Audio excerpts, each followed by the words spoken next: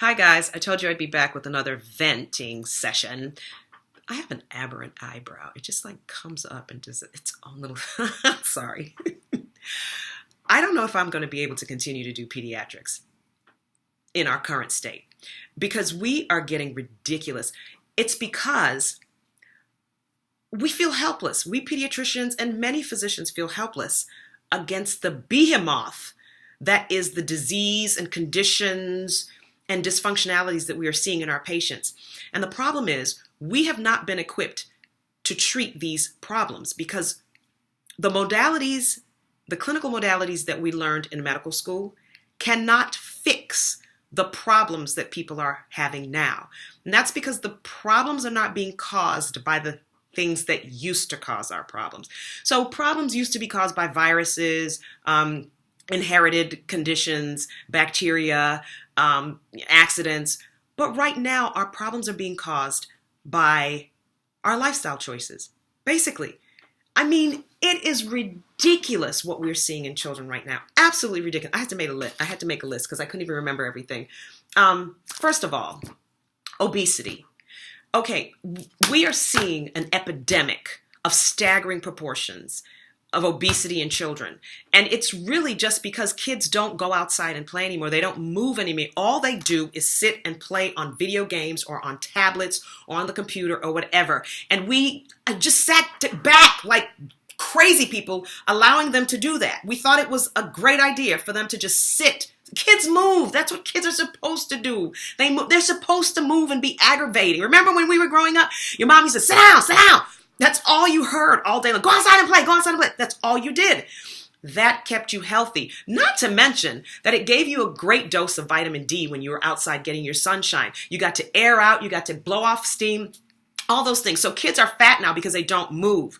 Not to mention that moms don't cook anymore. And that's another cascading factor. We don't cook anymore. There are a lot of nutraceuticals in just food. You hear of all the superfoods, garlic and onions. That's what we use to season your food. Garlic, onions, turmeric. I'm Jamaican, so that's what we use. And when you ate that stuff, it also conferred some health onto you because it was just good food and not just chicken nuggets and French fries. That's all anybody eats these days is chicken nuggets and French fries. Oh my goodness. Oh my God.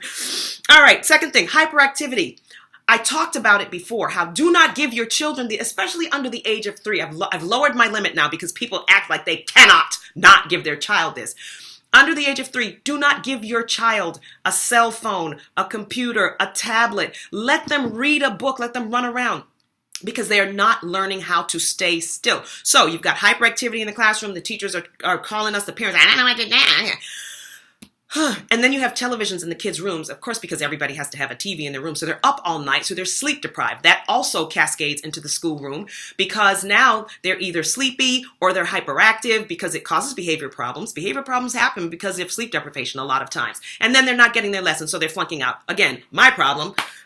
What else? Oh, I can't read my handwriting.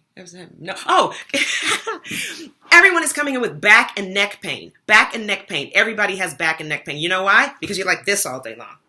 This is all we do all day long. This is it. That's all we do all day long. Of course, you're going to get back and neck pain. And because kids and adults, we're not looking up. Something as simple as that. Look up, for crying out loud. Just look up. Let me tell you something that's embarrassing. My child, my last boy, when he was 16 years old, we took him to get his driver's license. He got his driver's license. We were going to church, and so he had to drive. He had the nerve to ask me what the directions were to church. Mark you now, I am not only the minister of music and choir director and praise team leader, I'm one of the youth leaders. So basically, the bottom line is we were in church like 3 times out of the week. I would drag the kids along and do all of this. We had gone the route thousands of times, but this boy used to sit in the back with his little thing. I know this from experience. I'm embarrassed to admit it, but yes. And he never looked up. He never learned the route to get to church, a place he had traversed thousands of times probably.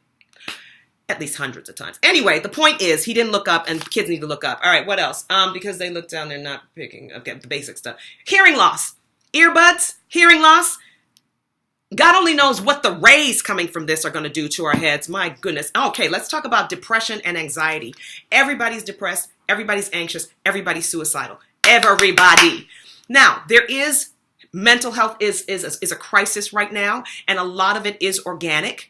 But I'm here to tell you that some of it is just brought on by ourselves. It's self-imposed. And that's because all day long we stay on these screens and we see what everybody else is doing. And we are comparing ourselves to what everybody else is doing. And then there's this chronic inferiority complex that everyone has. You know, you see your friend out with Bay, but she didn't post it. She just had a fight with Bay, and she really can't stand Bay and is planning on leaving Bay. But the thing is, all people post are the good things in their lives. Come on, you folks. Take these things from your teenagers too. Make them put it down. You put it down, because adults are suffering too. I'm sorry. This was a rant for real. Anyway, I just had to express that I don't know if I'm going to do this much longer. I can't, because I can't help you. Because here's the other reason. When I tell you you need to go to bed on time, you need to drink more water, you need to go outside and play, people look at me like I'm crazy, because I'm prescribing to you common sense things, and they pay short shrift to it, and they are dismissive of it, because now we've turned into a society where if I don't write you a prescription or do some type of interventional modality, you think it's not going to work, when the solutions really are simple, but people aren't open to them. So I don't know. Anyway, breathe. Glad I got that off my chest. Hope you all have a good evening. Peace and love.